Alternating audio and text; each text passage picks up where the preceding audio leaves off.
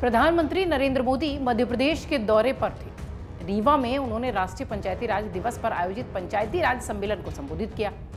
एक महीने के भीतर मोदी का ये दूसरा मध्य प्रदेश का दौरा है। वहीं विंध्य क्षेत्र में प्रधानमंत्री मोदी से पहले गृह मंत्री अमित शाह भी जा चुके हैं। फरवरी में वो सतना में आए थे, अगर आपको याद होगा तो। अब आइए इस क्षेत्र का पूरा विश्लेषण करते हैं और आपको बताते हैं कि क्यों विंध्य क्षेत्र पर इतना फोकस्ड हैं प्रधानमंत्री मोदी, अमित शाह और भाजपा। राज्य के साल के अंत में यहां चुनाव है। ऐसे में भाजपा के सबसे बड़े दो नेताओं के विंध्य क्षेत्र के दौरे के बाद इसके कई सियासी मायने निकाले जा रहे हैं, जिसका जिक्र हमने शुरुआत में किया। भाजपा विंध्य क्षेत्र पर इतना फोकस क्यों कर रही है, बड़ा सवाल है। 2018 में इस इलाके में क्या नतीजे रहे, इस बार विंध्य के क्षेत्र में भाजपा को क्या उम्मीदें हैं, किस तरीके की चुनौती हैं, ये सारा कुछ हम आपको इस रिपोर्ट में बता रहे हैं। सबसे पहले समझिए कि विंध्य का सियासी समीकरण कैसा है। विंध्य क्षेत्र में रीवा, मऊगंज, सतना, सीधी, सिंगरौली, शहडोल, अनूपपुर और उमरिया जिले आते हैं। इन जिलों में कुल 30 विधानसभा सीटें पड़ती हैं। 2018 के विधानसभा चुनाव में इन 30 में से 24 सीटों पर भाजपा का कब्जा हुआ था।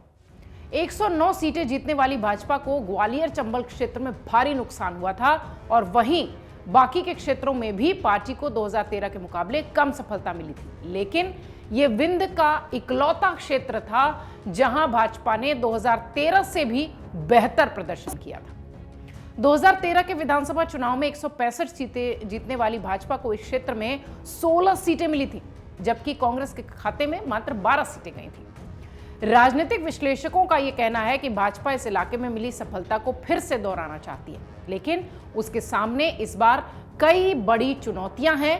बड़ी तो हैं ही, साथ में नई भी हैं। इन्हीं से निपटने के लिए पार्टी ने अभी से अपने दो सबसे बड़े नेताओं को मैदान में उतार दिया है, जिनका जिक्र हमने इस रिपोर्ट की शुरुआत में किया। प्रधानमंत्री मोदी, गृह मंत्री अमित शाह। भाजपा के सामने विंध्य क्षेत्र में चुनौतियां कैसी कैसी हैं, ये थोड़ा सा समझिए। पहले मैहर से भाजपा विधायक नारायण त्रिपाठी द्वारा नई पार्टी बनाने की घोषणा कर दी गई है। त्रिपाठी ने कहा कि वो विंध्य क्षेत्र की सभी 30 सीटों पर उम्मीदवार उतारेंगे।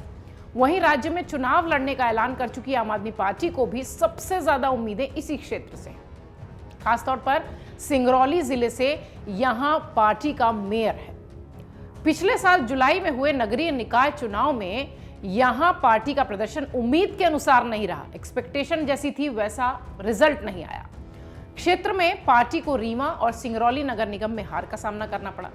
यहां तक कि वरिष्ठ भाजपा नेता और विधानसभा अध्यक्ष गिरीश गौतम के बेटे राहुल गौतम को भी हार का मुंह देखना पड़ा था। इसे विंध्य क्षेत्र को मंत्रिपरिषद में पर्याप्त प्रतिनिधित्व मिलने से लोगों का सरकार के खिलाफ आक्रोश के रूप में भी देखा गया। ये जो हार या ये जो प्रदर्शन भाजपा का था नगर निकाय चुनाव में, इस अंदाज से देखा जा रहा था।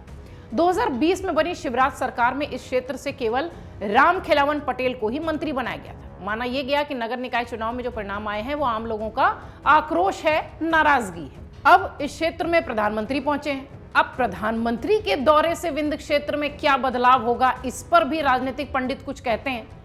प्रधानमंत्री बनने के बाद नरेंद्र मोदी का यह तीसरा रीवा दौरा है। इससे पहले मोदी मई 2014 में लोकसभा चुनाव के दौरान, दूसरी बार नवंबर में 2018 चुनाव के दौरान और तीसरी बार ये अभी, यानी 3 बार वो इस इलाके का दौरा कर चुके हैं प्रधानमंत्री बनने के बाद।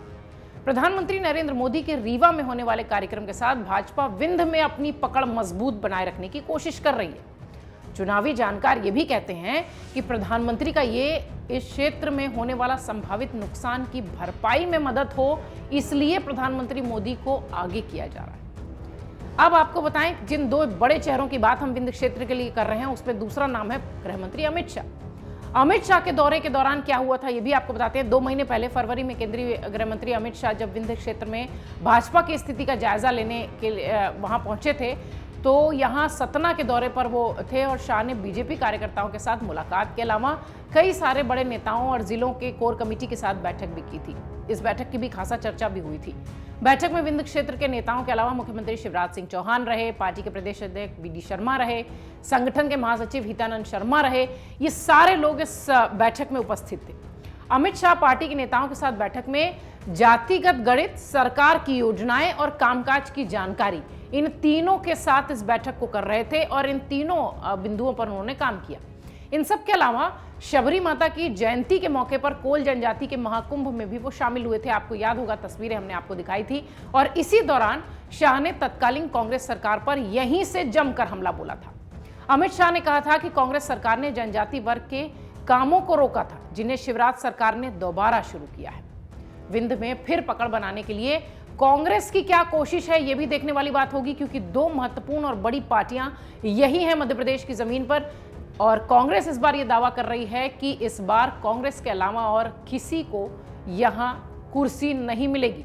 आपको याद होगा, राहुल गांधी भी ये बात कह चुके हैं भारत जोड़ो यात्रा के बाद प्रेस कॉन्फ्रेंस के दौरान कि इस वक्त जो चुनाव होगा मध्य प्रदेश में, उसमें सिर्फ कांग्रेस ही आएगी। पकड़ बनाने के लिए इस क्षेत्र में कांग्रेस क्या कुछ करेगी या क्या कुछ कर रही है, उस पर भी थोड़ी सी नजर डालते हैं। दरअसल 2018 में कांग्रेस को सबसे ज्यादा निराशा इसी इलाके में हुई थी, जैसा कि अभी हमने आपको बताया। यहां तक कि पार्टी ने दिग्गज नेता और उस वक्त के नेता प्रतिपक्ष अजय सिंह की भी सीट जो है वो नहीं बचा पाए थे, वो हार का सामना उन्हें करना पड़ा था। कांग्रेस इस चुनाव में यहां अपनी खोई हुई जमीन तलाश रही है। उसके सामने भाजपा के साथ अपनी भी चुनौती है, प्लस में आम आदमी पार्टी की भी चुनौती है, क्योंकि आम आदमी पार्टी इन दिनों मध्य प्रदेश की जमीन पर खासा एक्टिव नजर आती है। अमित शाह के दौरे के बाद कांग्रेस ने दिग्विजय सिंह यहां के संगठन को मजबूत बनाने के लिए जिम्मेदारी देते दिखाई पड़े हैं, लेकिन ऐसा लग रहा है कि बहुत ज्यादा कोशिश और मजबूती से काम करने की यहां जरूरत है। शायद इसलिए भी दिग्विजय सिंह ने यह जिम्मेदारी उठाई है। दिग्विजय ने हाल ही में पार्टी के अलग पड़े जो नेता हैं उनसे मुलाकात की है, बातचीत शुरू की है और कई प्रकोष्ठों की बैठक भी वो कर रहे हैं, उसमें हिस्सा भी ले रहे हैं। जिस तरीके से कांग्रेस की तैयारी चल रही है, ऐसा लग रहा है कि विंध्य के इस क्षेत्र में कांटे का मुकाबला देखने मिलेगा।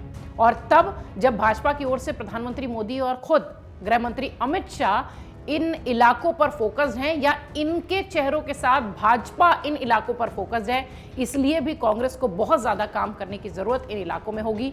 इस साल के अंत में मध्य प्रदेश में चुनाव है।